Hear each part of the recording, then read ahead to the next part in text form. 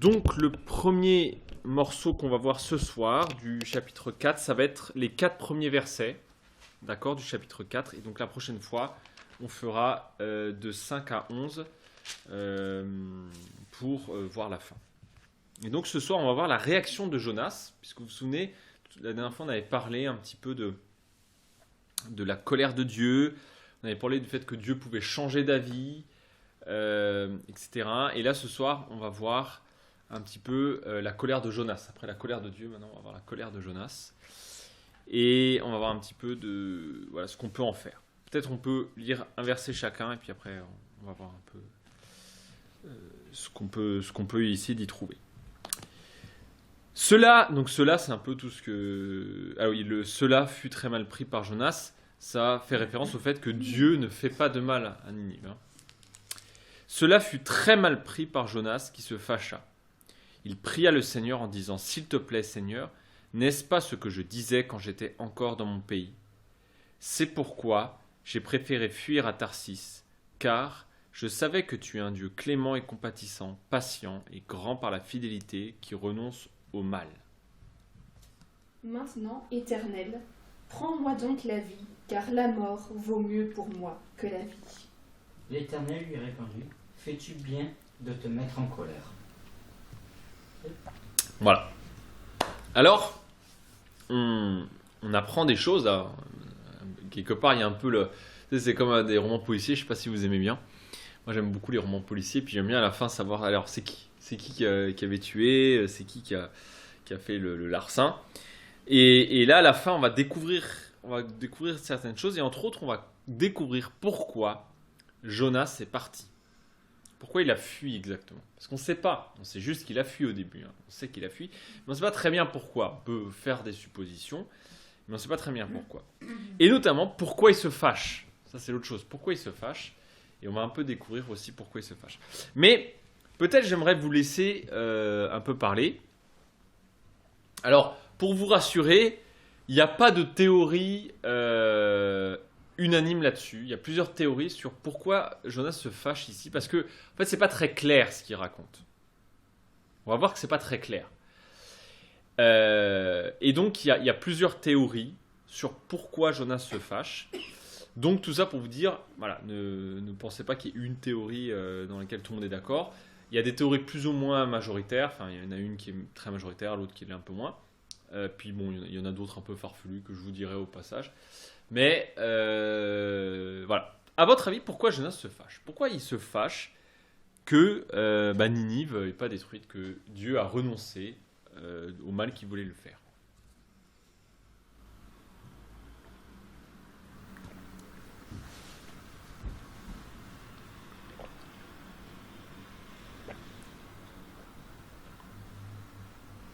Est-ce qu'il se fâche pas parce qu'il est simplement humain que du coup on lui dit va là-bas pour dire que le truc soit détruit, que c'est pas détruit, qu'on lui a sorti de sa zone de confort. D'accord. Donc, il serait fâché parce que, en gros, tout ça, ça sert à rien. Parce qu'au final, elle n'est pas détruite. C'est ça ? Voilà. D'accord. Je sais pas. Ça peut Ouais, être bien sûr. raison, Alors, c'est une des théories, d'ailleurs. C'est une des théories qui est sortie, effectivement. C'est le fait que tout ça, en fait, ça ne servira à rien parce qu'il ne détruit pas... Non, moi je sais pas, j'arrive pas à comprendre. Moi, je me dis peut-être simplement, il n'arrive pas à comprendre que Dieu puisse pardonner ce qu'il aurait fait, même s'ils se repentissent D'accord. sincèrement. Je pense qu'en tant qu'humain, il se dit peut-être non, ce qu'ils ont fait c'est trop grave et Dieu ne peut pas pardonner ça. Quoi. D'accord. Donc, du coup, Ok. le fait qu'il les pardonne, ça peut être... Tout à fait. Donc, le fait, en fait, il comprend pas la grâce de Dieu, on pourrait dire ça comme ça. D'accord. Alors ça, c'est peut-être la théorie la plus répandue. Et puis, sur un fait, évidemment, qui aggrave, j'ai envie de dire, le cas de Dieu, si on peut parler un peu comme ça. Mais là, Dieu est mis un procès un peu par Jonas. Hein. C'est le fait que je rappelle que les Ninivites sont païens. C'est pas ? Ils ne sont pas juifs. Non seulement ils sont païens, mais c'est un peu des ennemis de Dieu. Des ennemis du peuple de Dieu. Et donc, évidemment, là, il fait grâce aux ennemis. Donc, quelque part, non seulement, effectivement, peut-être il ne comprend pas très bien la grâce de Dieu, mais alors en plus qu'elle s'applique à des païens un peu double faute. Ouais. Donc effectivement, le fait qu'il ne comprend pas que Dieu... alors ça, c'est une thèse qu'on met très souvent en avant. C'est en fait, Jonas, c'est un juif un peu, je dirais raciste, mais au sens pas où on l'entend aujourd'hui, au sens un juif qui aime pas les non-juifs, quoi, disons ça comme ça. Et que donc, en fait, et que c'est pour ça qu'il a fui. Donc c'est un peu la grande théorie. C'est pour ça qu'il a fui. Il voulait pas aller voir les non-juifs. Il y est quand même allé un peu forcé. Et puis en plus, il voit que Dieu leur fait grâce. Alors c'est trop pour lui. C'est bon. Bon. Mais alors maintenant, comment interpréter le fait qu'ils disent s'il te plaît, Seigneur, n'est-ce pas ce que je disais quand j'étais encore dans mon pays? C'est pourquoi j'ai préféré fuir à Tarsis, car je savais que tu es un Dieu clément et compatissant, patient et grand par la fidélité qui renonce son mal. Pourquoi il dit ça? Car je savais que tu étais un Dieu patient. Même s'il n'écoutait pas, il n'obéissait pas, tu lui ferais quand même grâce. Non? Il ferait grâce à qui? À Ninive? À Jonas? À Jonas, d'accord. D'accord, ok. Parce que comme on a dit depuis le début, je pense qu'il connaissait très bien son histoire, qu'il connaît très bien l'histoire d'Israël avant lui, et qu'il sait très bien que Dieu a pardonné à son peuple X fois, et que c'était un Dieu qui pardonne, qui était plein d'amour et tout, et il le dit lui-même. Alors, je pense qu'il le savait très bien aussi, que c'était un Dieu qui pardonnait et tout. D'accord. Ok, et ça c'est vrai, et on va voir d'ailleurs, ça fait pas. En fait, ça c'est tiré de Exode 34 qu'on va lire tout à l'heure. Ce qu'il dit, il n'a pas sorti. En fait, c'est un peu le credo, enfin un des credos, un des dogmes, si vous voulez, des articles de foi, on pourrait dire ça comme ça, d'Israël. Dieu est grand par sa fidélité, il est clément, il est compatissant, il est lent à la colère, etc., etc. Ok. Mais pourquoi il dit ça maintenant? Pourquoi il dit ça? Pourquoi ça le fait fuir? Parce qu'en fait, il donne l'explication. Il dit, ça y est, je dis tout. Je vous dis pourquoi. Enfin, je te dis à toi, Dieu, mais donc nous, lecteurs, on est dans la confidence. Je te dis pourquoi j'ai fui. Et bien, c'est parce que je savais que tu étais un Dieu clément. Pourquoi le fait de savoir que Dieu est compatissant, ça le fait fuir?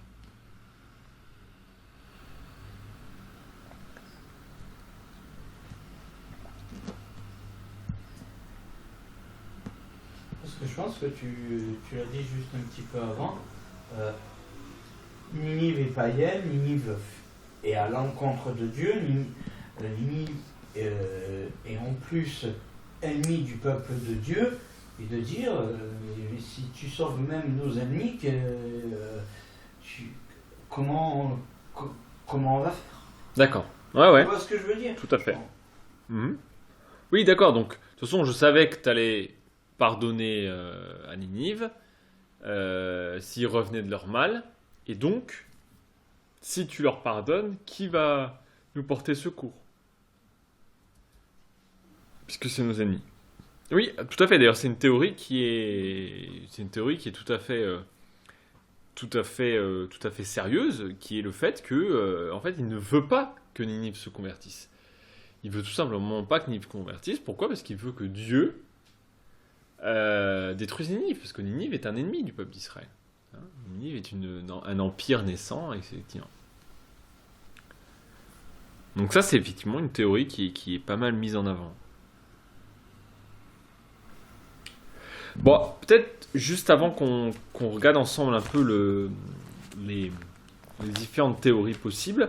Alors, là où je vais vous rassurer, c'est qu'il y a des théories un petit peu disparates, un petit peu diverses, mais au final, ça ne change pas non plus fondamentalement la moralité de l'histoire, on va dire. Donc voilà, c'est pour vous rassurer. Mais vous allez voir qu'il y a des théories qui sont un peu contradictoires. Bref, j'aimerais vous inviter au livre de l'Exode, au chapitre 34, Exode 34, versets 6 à 7. Et donc, c'est dans le cadre de l'Alliance, c'est dans le cadre de Moïse au Sinaï, qui a fait les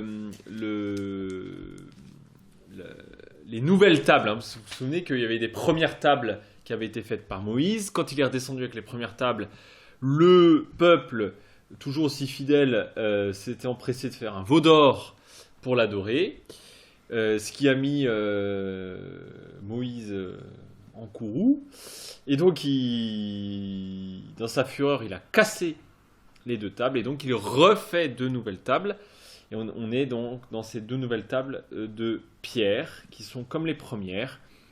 Et cette fois-ci, c'est ça qui est intéressant à noter. Enfin, c'est pas le but de notre étude biblique, mais vous remarquerez une chose intéressante. Les nouvelles tables ne sont pas taillées par Dieu, comme c'est le cas dans les premières, mais par Moïse.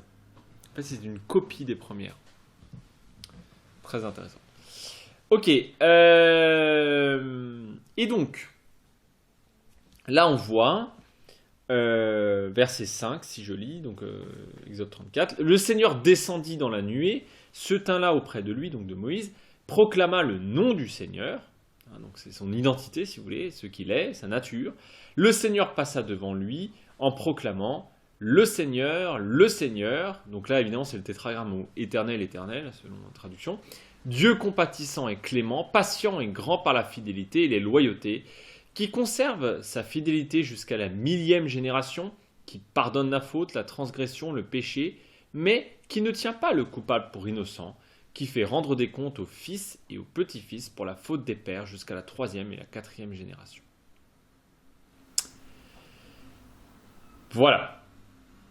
Voilà un peu une espèce de déclaration de foi, qui est d'ailleurs du Seigneur, c'est drôle, un peu comme il se présente. Je suis un Dieu, hein, clément, compatissant, patient, etc., qui pardonne la transgression et les péchés, mais qui ne tient pas le coupable pour innocent. Et vous avez ici 2 facettes de Dieu, qu'on traduit beaucoup dans les psaumes par Dieu est amour et vérité. Un peu les 2 facettes de Dieu. Hein. Dieu à la fois est amour, il est grâce, hein, mais en même temps il est vérité, ça veut dire que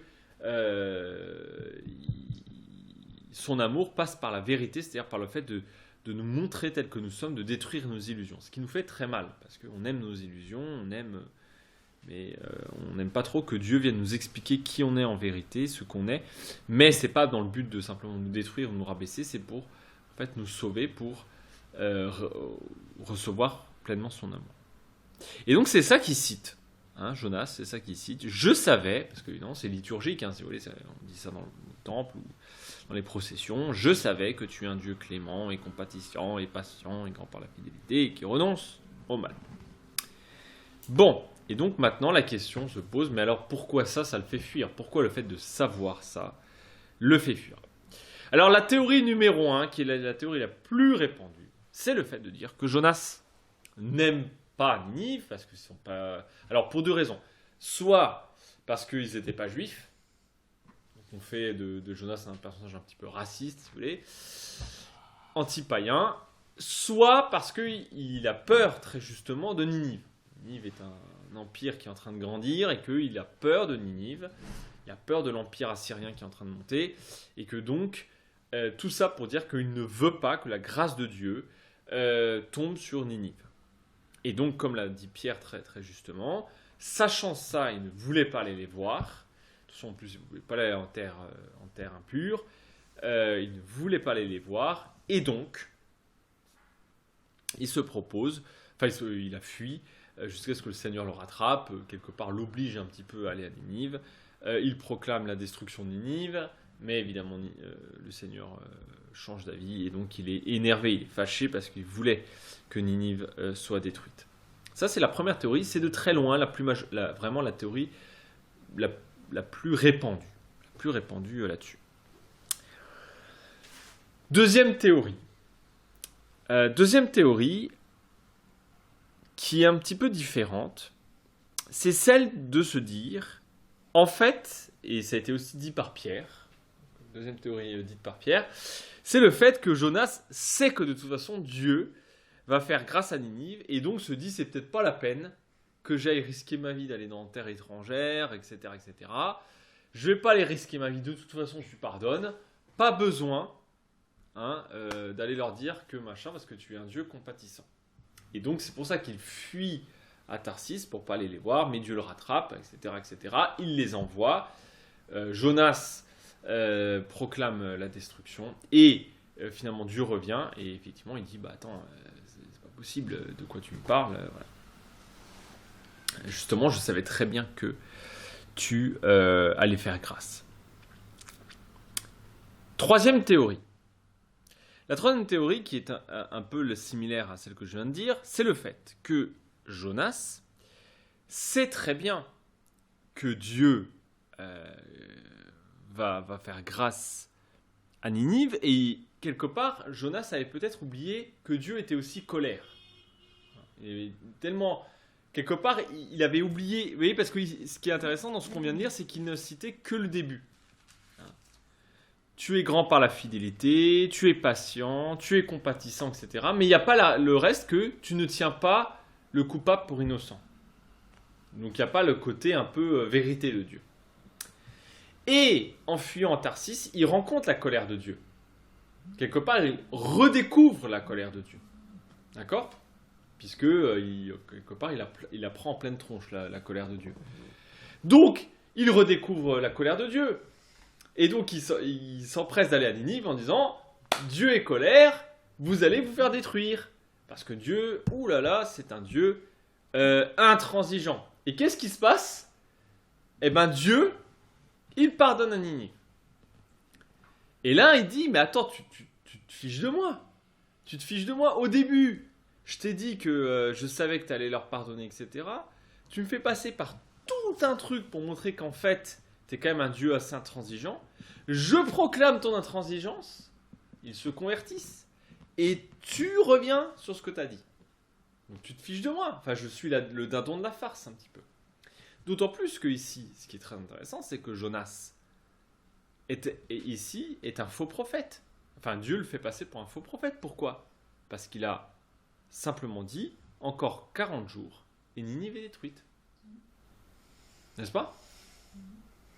Donc il passe pour un rigolo, il passe pour un faux prophète. Un prophète de mensonge.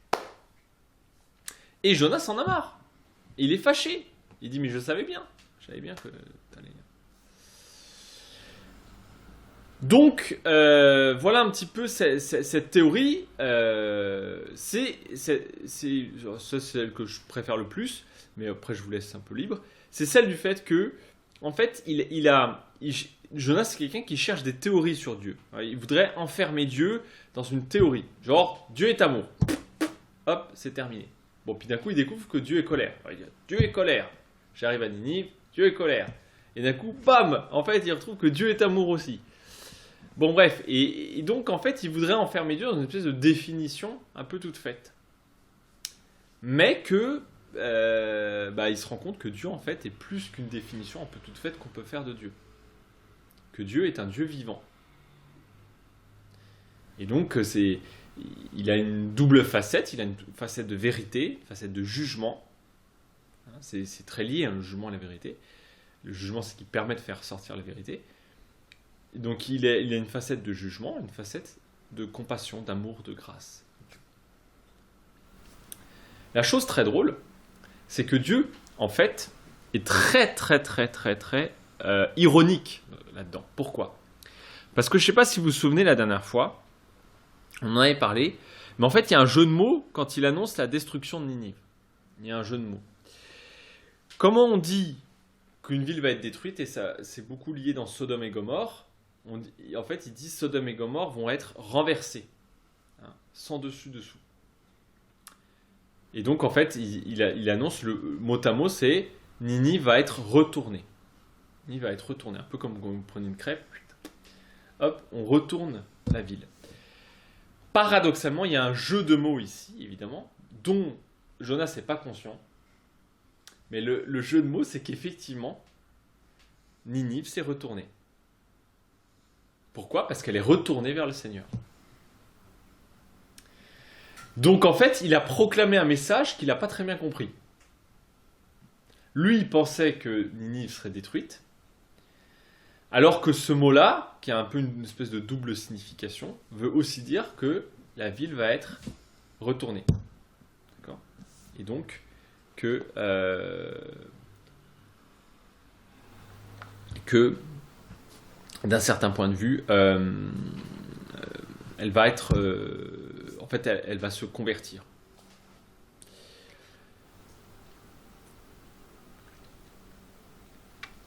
Mais tout ça pour dire qu'en fait, Jonas, à travers ses différentes expériences, à travers son expérience sur le bateau et son expérience ici à Ninive, en fait, va apprendre tout simplement à connaître de plus en plus Dieu. Hein. Mais effectivement, ça fait mal d'apprendre à connaître Dieu parce que Dieu est toujours plus complexe d'un certain point de vue, si vous voulez. Enfin, complexe, c'est peut-être pas le mot. Et toujours un peu différent de ce qu'on imagine. Et je ne sais pas si ça vous est déjà arrivé dans votre vie personnelle d'apprendre à connaître Dieu un peu différemment. En fait, vous rendre compte que Dieu était peut-être un peu plus différent de ce que vous aviez imaginé au départ.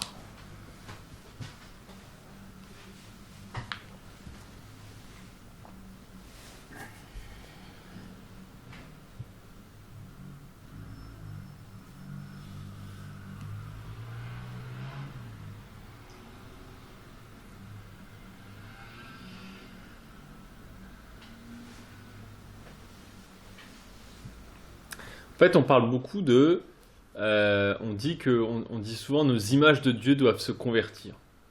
Il y a un peu un jeu de mots ici, c'est-à-dire qu'on a des images de Dieu.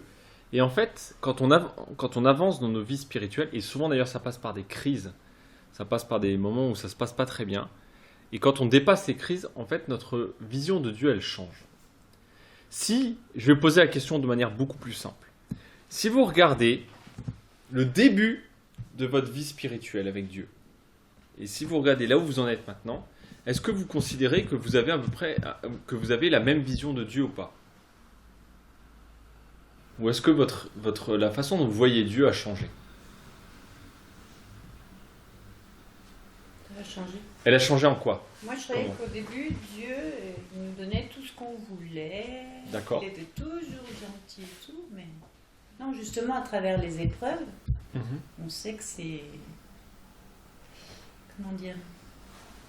C'est un mal pour un bien, des fois, et voilà, c'est comme ça. D'accord. J'ai pas eu mon yacht, Voilà. j'étais dessus. Que quoi? J'ai pas eu mon yacht, j'ai compris qu'il donnait Non, pas mais tout ce qu'il voulait. en fait, c'est ça. Ouais. On se dit, voilà, au début, je vais voir ci, je vais voir ça, mais finalement, non, c'est pas ça du tout, du tout. Et surtout pas le côté matériel. Bien sûr. Ouais, on se fait des fausses idées. Alors ici, un peu comme avec Jonas, au début, tu vois Dieu d'une certaine manière, puis tu passes par des déceptions parce que tu te rends compte que ça se passe pas comme ça, mais en fait, cette déception te permet Voilà. de mieux apprendre Dieu. Voilà. Et avec la parole, à travers la parole, tout, voilà, on apprend petit à petit. Ouais. Et voilà, c'est comme ça. Et c'est bien. Tout à fait. Et toi, Pierre, tu dirais que Je dirais, ouais, un peu pareil, mais après, je me dirais, est-ce que c'est pas de dire qu'on sera. Moi, je le vois, on va dire, on en parle beaucoup en ce moment, et c'est peut-être, voilà, on parle de se dire, moi, je serai toujours en bonne santé. Je fais attention à mon corps, je fais attention à mon alimentation. Puis bon, même qu'il y a un virus qui arrive du fin fond de la Chine, et de dire, mais Dieu, il est où là? Et je me dis, est-ce que c'est pas aussi une parole qu'on entend quand on dit du diable en disant tu seras toujours en bonne santé? Dieu, il n'a jamais promis d'être toujours en bonne santé. Et je pense à notre fondateur de l'armée du salut où il a fini aveugle. Ouais, bien sûr. C'est Dieu qui permet toutes choses, moi je dis. Et je pense qu'il a permis toutes choses, et je pourrais prendre ce célèbre verset là de Jérémie 29:11, je vous promets un avenir plein d'espérance. J'ai des projets pour vous. Le projet qu'il a pour nous, c'est d'être auprès de lui à la fin. Mais oui, c'est pas c'est tout que ce qu'il y ça a le but. et il faut faire attention dans des versets comme ça, de dire il a un projet pour nous, de l'espérance, de ceci. Non, moi, je suis persuadé que son projet pour nous, c'est d'être auprès de lui à la fin. C'est ça. Et qu'il ne nous dit pas, vous n'allez pas vivre riche, vivre en bonne santé. Voilà, mais c'est vrai que moi aussi, plus jeune, je me dis, je vais au culte dimanche matin, j'étais déjà pas matériel, je le suis encore moins maintenant, mais je me disais, il va faire attention à ma santé. Et bon, le jour où j'ai perdu mon petit frère, je me suis dit, il fait pas attention à... Et le premier, j'ai dit, il fait pas attention à la santé. Mais je me suis dit, je pense que c'est pas ce qu'il nous a promis. C'est pour ça qu'il faut le remercier en toutes choses, même pour les Il faut le remercier aux petites choses qu'il peut nous donner quand on passe peut-être des épreuves en disant merci Seigneur, j'ai réussi à passer cette épreuve, ça aurait pu être encore pire et tout. Bon, c'est pas facile sur le coup. Hein. Toutes choses concourent au bien de ceux qui aiment mieux. Voilà. Ça résume tout, je crois. Hein. Et toi, Lucie? Mais moi, je suis assez d'accord avec Corinne et Pierre. Je pense que moi, personnellement, ayant toujours eu un enseignement en tant qu'enfant, on nous apprend, voilà, Dieu est amour, Dieu pardonne tout, Dieu, à la limite, est déçu, mais ne se met pas en colère.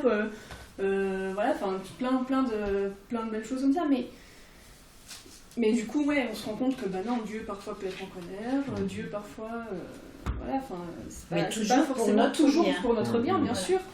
Mais je pense aussi surtout, et moi je pense principalement personnellement au pardon, on nous dit, voilà, Dieu est capable de tout pardonner, mais il faut le vivre nous-mêmes. Il y a plein de trucs qu'on nous dit, mais tant qu'on l'a pas vécu nous-mêmes, on ne peut pas connaître Dieu, en fait. Et je pense que c'est surtout ça, c'est, oui, moi depuis toute petite, on me dit, Dieu pardonne tout, ok, Dieu pardonne tout, mais tant que je l'avais pas moi vécu, pour moi, Dieu, dans la réalité, Dieu ne pardonnait pas tout. Il a fallu que je le comprenne et que je le vive, en fait. Il pardonne tout, je suis complètement d'accord. Mais dans Exode 34, il dit « Je pardonne le crime, la faute et le péché, mais je ne tiens pas le coupable pour innocent. »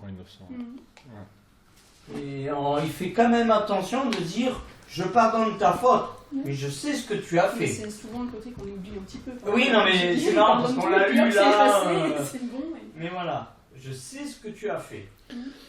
Et moi, je pense, c'est pour ça que je pense que c'est vraiment... Parce que c'est intéressant qu'il cite, dans Exode 34, il ne cite pas cette partie-là.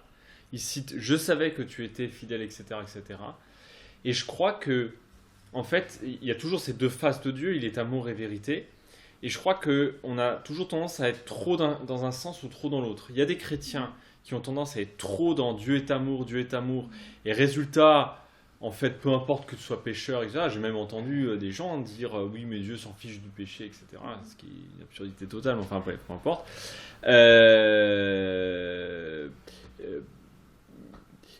En fait, voilà, qu'en gros, il tiendrait, pour reprendre Exode 34, il tiendrait le coupable pour innocent. Oui, tout le monde, de toute façon, Dieu il aime tout le monde, et puis peu importe ce qu'on fait, Dieu nous aime, etc. etc. Et puis il y a des chrétiens, et parfois c'est nous-mêmes qui, selon la phase de notre vie, peuvent être trop dans un sens ou dans l'autre, et qui des fois sont trop dans le jugement, c'est-à-dire qui dit, mais oui, mais Dieu est un Dieu de vérité, est un Dieu qui aime la justice, etc., etc. Et que donc, si tu fais ça, c'est pas bien, etc., etc. Et on sait qu'il y a des églises qui sont très dures, parfois, et parfois qui oublient peut-être tout un côté où Dieu est un Dieu de miséricorde. Donc s'il ne tient pas le coupable pour innocent, ou c'est pour pardonner sa faute. Et Jonas, je pense, justement, découvre un peu ces deux facettes. Parce que lui-même a dû passer par le jugement de Dieu. Lui-même a dû passer par le jugement de Dieu, et ce jugement qu'il s'est empressé de donner à Ninive. Et c'est vrai que petit à petit, plus on grandit en maturité, moi c'est mon parcours, on se détache de beaucoup de choses là. Côté matériel, tout ça, ça n'a plus d'importance comme ça l'avait. Moi c'est mon expérience.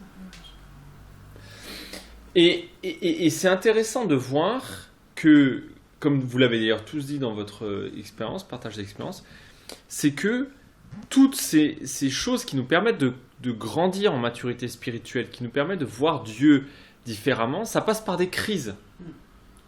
Alors des crises plus ou moins grandes selon le vécu, mais ça passe par des choses où on est presque, j'ai envie de dire, déçu par Dieu. Et ça nous arrive tous d'être déçus par Dieu. En fait, on se rend compte que Dieu, pourquoi on est déçu? Qu'est-ce qui fait qu'on est déçu de quelqu'un, de quelque chose, etc. C'est qu'on se rend compte que ce quelqu'un ou ce quelque chose n'est pas comme en fait on l'imaginait, comme on voudrait qu'il soit. Et ça nous arrive d'être déçus par Dieu. Et dire, mais tiens, Dieu, c'est pas comme ça que j'imaginais que les choses allaient se passer, c'est pas comme ça que je pensais que tu étais. Mais en même temps, c'est ça qui fait que on peut voir Dieu en vérité. C'est que justement, Dieu n'est pas une image, mais Dieu est vivant. Et comme il est vivant, il n'est jamais enfermé dans une image toute faite. Je prends l'exemple du couple. Bon, quand on se met en couple avec quelqu'un, vous le savez, au début, c'est tout nouveau, tout beau. Hein, alors c'est la période, ça dure 6 mois, 2 ans. Là. La période, c'est tout nouveau, tout beau. Et la personne en face, elle est géniale. Elle n'a aucun défaut. Aucun. Hein, elle est formidable. Même pour les chrétiens, des fois, elle remplace Dieu. Dieu, mais bon, voilà, il y a cette personne-là, etc. C'est la période romantique. Voilà, où l'amour rend aveugle, hein. On voit rien, on ne voit plus que cette personne, ne pense plus qu'à cette personne, elle nous obsède la tête, et bref. Et puis, tôt ou tard, à un moment, on dépasse cette période d'amoureuse, et puis on se rend compte que l'autre n'est pas exactement comme on avait vu qu'elle était. On va commencer à voir ses défauts. Et particulièrement, on va voir les défauts qui nous énervent. Et non seulement on va voir ça, mais on va voir que ça revient. Parce que ça revient souvent. Que ça change pas aussi facilement, etc. etc. Et, oui, à part toi, Pierre, on sait que tu n'as pas de défaut. Mais le reste du monde en a de temps en temps. Et donc, on est déçu. Il y a toute cette phase de déception. Et on dit souvent l'amour en fait commence quand la romance termine. On dit souvent ça en fait. Il y a la romance et après la romance commence véritablement l'amour. C'est quand il y a la déception qui est là et quand on arrive, déjà quand on veut le faire, parce qu'on ne veut pas toujours le faire. Hein. Il y en a qui sont tellement obnubilés par leurs images qu'ils ne veulent pas traverser ça. Mais quand on se dit vraiment, bon allez, on essaie de traverser ça ensemble, etc. On va dépasser ces déceptions. Alors commence véritablement le travail de l'amour en couple. Et de la manière avec Dieu, c'est pareil. Dieu, des fois, il nous déçoit. C'est pas exactement ce qu'on imaginait. C'est pas ce qu'on croyait. Mais quand on apprend à dépasser cette déception, dépasser ces périodes de désert, comme on dit, eh ben, c'est toujours pour voir Dieu de manière plus vivante, plus proche. C'est pas une image qu'on a, mais c'est une vraie personne. Et c'est pareil dans le couple. Au début, on a une image de voilà, c'est la personne est formidable, toujours belle, machin. Et après, cette image se brise. Alors ça y est, un côté très dur parce qu'on se rend compte que. Mais quand on arrive à dépasser ça, eh ben, on se rend compte qu'en fait, c'est une vraie personne qu'on a en face de nous, et pas une image. Bon, mais alors il dit, verset 3, donc il n'est pas content, hein, Jonas, toujours pas. Et alors il dit, maintenant Seigneur, prends-moi la vie, je t'en prie, car mieux vaut pour moi mourir que vivre. Rien que ça. Est-ce que ça vous rappelle quelqu'un dans la Bible? Job. Ouais, Job, effectivement, Job 3 qui dit je maudis le jour de ma naissance. Effectivement. Dans le même temps que Job, il y a aussi Jérémie, hein, qui des fois est tellement. On a tellement marre d'être un prophète, enfin de s'en prendre plein la tronche, que il dit je maudis le jour de ma naissance. Mais quel est le personnage qui va dans le désert et qui dit à Dieu prends ma vie, c'est bon, j'arrête ici. Et d'ailleurs, c'est juste après une très grande victoire. Qui est sous un arbre. Qui est sous un arbre. Ah oui, c'est Saul, non? Non, c'est... Oh. Ouais, c'est sous un arbre aussi. Ah oui, c'est sur un arbre. Il n'en peut plus. Ouais, il n'en peut plus et le Seigneur lui donne à manger. Il dit prends à manger car le... Élie. Ah, voilà. Élie. Élie, le prophète Élie, qui donc vient, je ne sais pas si vous vous souvenez de l'histoire, mais en gros il se bat contre Jézabel et le culte de Baal qu'elle a introduit avec Akab. Et alors il fait cette grande compétition, cette octogone entre Élie et les prophètes de Baal. Vous vous souvenez, hein, donc machin, ils vont mettre le feu, mais ils dansent tout l'après-midi, je sais plus ce qu'ils font. Enfin bref, ça marche pas. Mais lui, il est tellement sûr qu'en plus il fout de l'eau, il fout tellement d'eau que voilà. Et là, t'as le feu du ciel qui descend. Et ça se termine d'ailleurs plutôt bien parce qu'il fait égorger tout le monde à la fin. Quand voilà, le feu du Seigneur tomba, il dévora l'holocauste, le bois, les pierres, la terre. Voilà, assécha l'eau qui était dans le fossé. Et quand le peuple vit tout cela, ils tombèrent face contre terre et dirent: c'est le Seigneur qui est Dieu, c'est le Seigneur qui est Dieu. Et Élie leur dit: saisis les prophètes de Baal, aucun d'entre eux n'échappe. Ils les saisirent. Élie les fit descendre à l'oued, Kishon, et il les égorgea. Et après revient la pluie. Et suite à ça, Jézabel n'est pas contente, évidemment, parce qu'il a égorgé quand même ses prophètes. Et donc elle fait poursuivre Élie. Et alors Élie s'enfuit dans le désert. Et donc c'est là qu'on arrive à Genèse 1 roi 19, où on lit: Akab raconta à Jézabel tout ce qu'avait fait Élie, comment il avait tué par l'épée tous les prophètes. Jézabel envoya un messager à Élie pour lui dire: que les dieux te fassent ceci et qu'ils y ajoutent cela, si demain à cette heure je ne fais pas de ta vie ce que tu as fait de la vie de chacun d'eux. Élie, donc je vais te tuer. C'est un peu d'une manière un peu plus poétique, mais voilà. Élie, voyant cela, s'en alla pour sauver sa vie, et il arriva à Bersabée, qui appartient à Juda. Il laissa là son serviteur. Quant à lui, il alla dans le désert à une journée de marche. Je fais une petite parenthèse. Vous avez exactement cette même journée de marche dans Jonas, qui marche une journée dans la ville de Ninive. Vous avez un petit écho ici entre Jonas et Élie. C'est pas le seul d'ailleurs, il y en a plein, mais bon, je vous fais cette petite chose. Et entre autres, celui qui est sous un genêt. Il se met sous un genêt. Et il est aussi sous un arbre aussi. Et donc, quant à lui, il est dans le désert, une journée de marche. Il s'assit sous un genêt et demanda la mort en disant: ça suffit maintenant, Seigneur, prends ma vie, car je ne suis pas meilleur que mes pères. Il se coucha et s'endormit sous le genêt. Et soudain, un messager le toucha, lui dit: lève-toi et mange, regarde. Et il y avait donc une galette cuite, des pierres chaudes et une cruche d'eau. Il mangea et but, et puis se recoucha. Et quand il a fini, il marche 40 jours et 40 nuits jusqu'à la montagne de Dieu, à l'Horeb, c'est-à-dire au mont Sinaï. Voilà, donc vous avez un écho ici assez fort avec Élie. Et je voudrais vous poser cette question: pourquoi Jonas veut mourir? Intéressant quand même, pourquoi mourir? Il est en colère. Il est en colère. Ah, alors ouais, intéressant. Il ne sait pas ce qu'il dit. Ouais, c'est vrai, d'un certain point de vue. Ouais. Ça montre une chose, c'est que la colère des hommes, heureusement que c'est pas la colère de Dieu. Son orgueil a été... Ouais, son ego, son orgueil, effectivement, ouais, il est passé pour un crétin dans l'histoire. Donc ouais, l'ego qu'on nous enlève. Mais quand même, de décider de mourir, c'est quand même fort, non? Pourquoi mourir?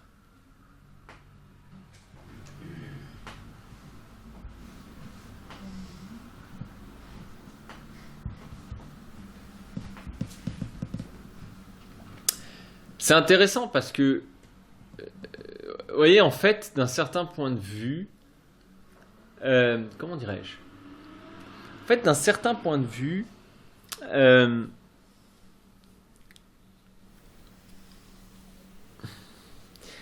en fait, je cherche juste mes mots. D'un certain point de vue, c'est comme si, en fait, on a tous des moments comme ça. Des moments où on dit: c'est bon, j'arrête là. C'est bon. Oui, c'est pour que Dieu soit clément avec lui. Plus. Ouais, pourquoi pas. Ouais. Seigneur, prends-moi la vie, je t'en prie. Mieux vaut pour toi mourir que vivre. On exagère un peu. Oui, alors il y a un côté. Bien, alors oui. C'est sûr que là il y a un côté. On dit drama queen, quoi. Là il y a un côté. Un petit peu. Je me laisse aller. Ouais, ça on est d'accord. On est d'accord qu'il y a un côté un peu dramatique dans l'histoire, dans la prononciation. Mais il dit, c'est marrant parce qu'il dit, en fait il se suicide pas, les Jonas. Il dit à Dieu: prends ma vie. Il dit à Dieu, vas-y, prends ma vie, c'est bon, prends-la. Et d'un certain point de vue, en fait, ce que Dieu, à chaque fois en fait que Dieu détruit nos illusions, en fait, on perd beaucoup de choses. Et donc des fois, on a l'impression qu'on est en train de mourir. Vous voyez, c'est un peu, c'est bon. Allez, c'est bon, j'arrête là. J'en ai marre, etc., etc. Et je me dis, peut-être en fait, enfin, je vous laisse, hein, mais peut-être en fait, il y a un côté, ça sert à rien que je continue si je viens de perdre cette illusion que j'avais. Et perdre nos illusions, c'est très douloureux pour nous. Il y a même un côté presque un peu vital dans nos illusions. Et de les perdre, il y a un côté où tout s'effondre, quoi. Et on aurait presque envie de mourir plutôt que de continuer à vivre avec une autre image de Dieu. On a l'impression qu'on ne traversera jamais. Mais d'un certain point de vue, ça montre que Dieu est même plus grand que nos images. Et on ne se rend pas compte de ce que veut dire la profondeur de cette phrase. Dieu est plus grand que l'image que tu t'en fais. Et on ne se rend pas compte combien c'est profond. On se dit souvent, ouais, on dit ça, on chante ça, c'est formidable. Mais on ne se rend pas compte combien de vivre ça, c'est profond. De voir que des fois, les images qu'on se fait de Dieu, elles sont détruites. Mais qu'en fait, Dieu est plus grand que ça. Et que ça ne veut pas dire que nos images sont détruites, ça ne veut pas dire que Dieu n'est pas là. Et ce n'est pas parce que Dieu nous déçoit que Dieu n'est pas là, à un certain point de vue. Bon, et alors le Seigneur répond, et je voudrais juste terminer là-dessus, il dit « Fais-tu bien de te fâcher ?» Alors c'est très difficile à traduire, mais qu'est-ce que vous avez comme traduction d'ailleurs, verset 4 ? Fais du bien de te mettre en colère. Fais-tu bien de te mettre en colère ? Alors, fais-tu bien de t'irriter ? De t'irriter, de te courroucer. Oui, effectivement, fais-tu bien de te fâcher ? Fais-tu bien de t'irriter ? Est-ce que ça vous fait penser à quelque chose ? Ouais. À Cain ou à Abel ? Ouais. Lequel des deux ? Très très bien. Non, mais c'est très bien. Je suis allé vérifier, mais ça me faisait penser en allant vérifier. Ça. Ouais, effectivement, Cain tue Abel, vous vous souvenez, hein ?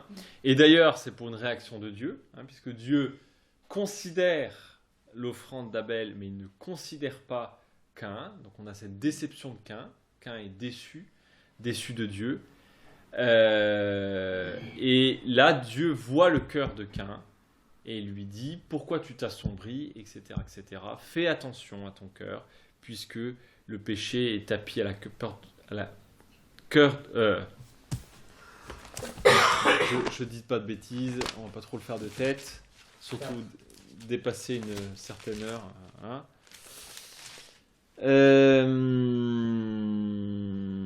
Voilà, pourquoi es-tu fâché ?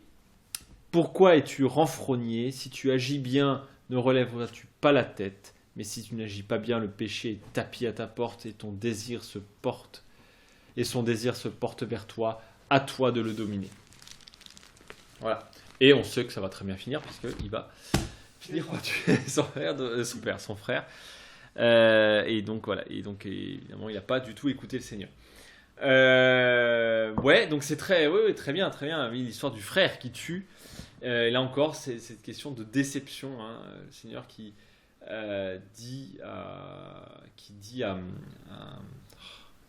je perds dans les prénoms, à Jonas, qui dit à Jonas, fais attention à cette colère, fais attention à cette déception, qu'elle ne te conduise pas trop loin. Autre épisode auquel ça fait écho, de manière très forte, c'est l'histoire aussi de deux frères. Et c'est l'histoire... tiens, je vais essayer de vous faire deviner. Tout le monde connaît cette histoire, donc vous la connaissez, c'est sûr et certain. C'est une des histoires les plus connues de la Bible. Il y a deux frangins, et il y en a un qui se met en colère. Il y a deux frangins et un papa, et il y en a un qui se met en colère. Le fils prodigue, exactement. Et ça fait écho au fils prodigue. Le fils prodigue qui se met en colère. C'est le même mot, hein, chaque fois qu'il revient. Qui se met en colère. Pourquoi ? Parce qu'il voit que le père a fait la fête au fils qui était parti, etc., etc. C'est très intéressant. Là aussi, le grand frère est déçu de Dieu. Enfin, de Dieu. C'est pas Dieu ici, mais le père. Ah, mais bon, vous avez compris, c'est la parabole dont on parle de Dieu. Il est déçu. Il est déçu. Et on va voir d'ailleurs que ça fait référence aussi ici à Ninive. Hein. Presque on aurait, d'un certain point de vue ici, Jonas et Ninive. Et il dit, mais attends, moi qui te sers. Bon, enfin, il te sert, il est fui, mais plus ou moins. Donc voilà, il y a quelques parallèles qui sont intéressants ici. Et on voit cette relation, vous voyez, entre Dieu, Jonas et Ninive. Et je voudrais juste terminer là-dessus. C'est sur le fait que et on en avait dit la dernière fois, vous vous souvenez quand j'ai dit, mais est-ce que Dieu peut changer d'avis? Est-ce que c'est bien que Dieu change d'avis? Je ne sais pas si vous vous souvenez de toute cette discussion. Et on s'était dit, non mais en fait, c'est pas que Dieu change d'avis, mais il a une volonté profonde. La volonté profonde de Dieu, on l'avait lu dans Ézéchiel 33, c'est quoi? C'est que le pécheur revienne à Dieu, qu'il change de vie, hein, et qu'il vive, pour pas qu'il meure, mais qu'il vive. Et c'est ça la volonté divine. Et en fait, peut-être c'est ça que Jonas n'a pas compris. Jonas enferme Dieu dans des théories du genre Dieu est amour, Dieu est vérité et justice, puis en fait Dieu est amour, etc., etc., etc. Mais peut-être il ne comprend pas encore plus profondément ce qu'est Dieu. Et Dieu est celui qui cherche à sauver le pécheur. Et d'ailleurs, pour la petite parenthèse, c'est exactement ce que dit le Père dans la parabole du fils prodigue. Quand le grand frère n'est pas content, il reste dehors, le père va le voir, je ne sais pas si vous vous souvenez, et il dit pourquoi tu es fâché, il dit moi ça fait longtemps que je suis à ton service, tu m'as jamais fait la fête, etc. etc. L'autre, il est parti faire la fête avec les filles, machin, il revient la bouche en cœur et tu lui fais tuer le veau gras, ça va pas du tout, je passe pour un imbécile dans l'histoire. Et qu'est-ce que dit le père? Il lui dit tout ce qui est à moi est à toi, etc. etc., etc. Mais ne fallait-il pas faire la fête? Car ton frère qui était perdu. D'ailleurs, c'est très intéressant, je fais une petite parenthèse. Il dit ton fils qui est parti avec l'héritage, machin, etc., etc. Et le père répond ton frère qui était mort est revenu à la vie. Il lui rappelle que c'est son frangin. Et d'un certain point de vue, c'est intéressant ici. En fait, derrière cette question, fais-tu bien de te fâcher? Derrière cette question, il y a, en fait, est-ce que tu comprends pas tout simplement ma volonté? Tu devrais te réjouir, tout simplement. Parce que, comme le dit dans Luc 15, toutes ces paraboles de Luc 15, hein, la brebis perdue, le machin, le fils prodigue et tout, toutes ces paraboles, il y aura plus de joie pour un seul pécheur qui se convertit, qui change radicalement, que pour 99 qui sont restés fidèles. Et c'est cette joie-là qui doit être la nôtre. Et en fait, c'est cette joie-là qui n'est pas celle de Jonas. Jonas n'est pas en joie ici de voir Ninive se convertir, alors qu'il devrait. En plus, je veux dire, dans le genre success story, on est pas mal là. Je veux dire, là, il a tapé un niveau pas mal. Moi, si demain j'arrive à Paris et je dis dans 40 jours Paris est détruite, on remarque je pense que de nos jours, si j'arrive dans 40 jours, tout le monde a le coronavirus, je crois qu'on peut me croire. Sauf qu'au lieu de se convertir, ils iraient tous acheter des masques et du gel hydroalcoolique. Enfin, je sais pas où ils les trouveraient d'ailleurs, mais bon, bref. Non, mais comme quoi, enfin, on rigole. Vous savez, j'ai une petite parenthèse. C'est très drôle parce qu'on se dit c'est impossible un truc pareil. C'est impossible. Mais regardez la psychose. Il y a eu 3 morts pour l'instant en France. Pardon, excuse-moi. Il y a eu 4 morts. Hein, ça fait quoi, 3 semaines c'est arrivé en France? Allez, 3 semaines. En 3 semaines, on parle de... Donc, ça fait 3000 morts. Il y a 3000 morts de la grippe en 3 semaines, d'accord? Est-ce que vous avez déjà arrêté de faire la bise à quelqu'un parce qu'il y a eu la grippe? En France, personne. Grippe saisonnière, ça fait déjà 3000 morts depuis 3 semaines. Personne n'est là en train de s'exciter, etc. Il y a 4 morts du coronavirus. On est tous en train de péter les plombs. Je ne suis pas en train de sous-estimer le coronavirus, c'est pas ça. Je veux dire, ça reste une maladie, on la connaît pas. C'est ça qui est... C'est ça qui fait peut-être... C'est ça, on la connaît pas, on n'a pas de vaccin. Bon, ça c'est sûr. Mais à part ça, bah oui, il y a des morts. Bienvenue dans le bon monde, il y a des morts, etc. Et bon.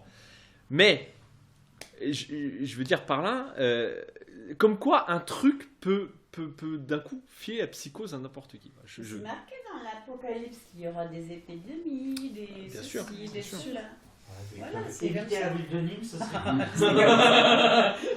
Mais je crois, non, il y a un verset dans l'Apocalypse, ça va éviter la ville de Nîmes. Ah, c'est ça la logique. Ville de Nîmes sera sauvée. Ah bah Ninive d'ailleurs, Ninive. Non, c'est pas ça. C'est pas Nîmes. Ninive, la ville de Ninive. Ouais, donc, je termine là-dessus, après c'est toutes ces blagues que je mets de côté. Donc je termine le fait que Jonas, ici, un peu comme ce grand frère du fils prodigue, qui n'a pas le cœur de Dieu, qui n'a pas ce cœur qui au lieu de chercher juste la fidélité, parce que le grand frère est fidèle, il est quelqu'un de bien, c'est pas... Mais il voyait Dieu, voilà, simplement je suis fidèle, etc. Mais on demande plus que ça.